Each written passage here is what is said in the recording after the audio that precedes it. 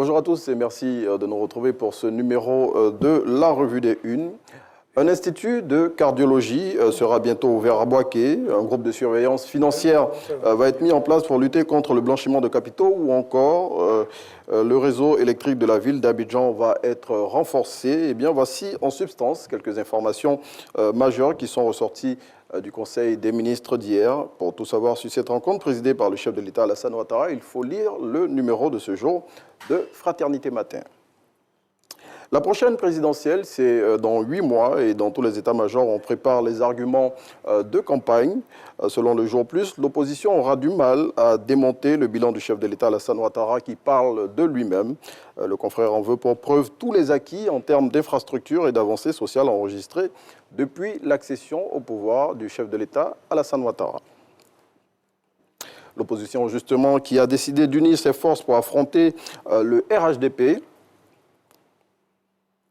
Et selon notre voix, ces leaders vont fédérer leurs actions à l'occasion du prochain scrutin présidentiel.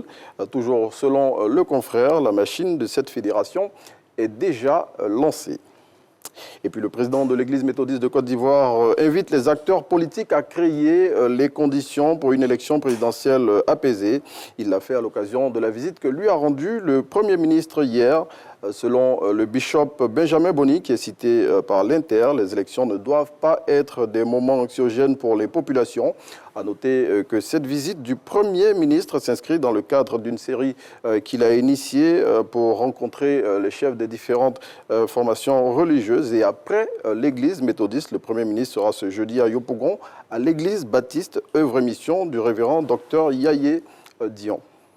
Et puis pour refermer ce numéro de la Revue des Unes, on revient au quotidien Le Jour Plus qui nous apprend que Damana Picasse et Kwa Justin sont condamnés à 10 ans de prison chacun dans le cadre des affaires de terrorisme et d'atteinte à la sûreté de l'État. À noter que les deux cadres du Parti des peuples africains Côte d'Ivoire sont condamnés sans mandat de dépôt. Plus de précisions dans le numéro de ce jour du confrère. On s'arrête ici pour ce numéro de la Revue des Unes.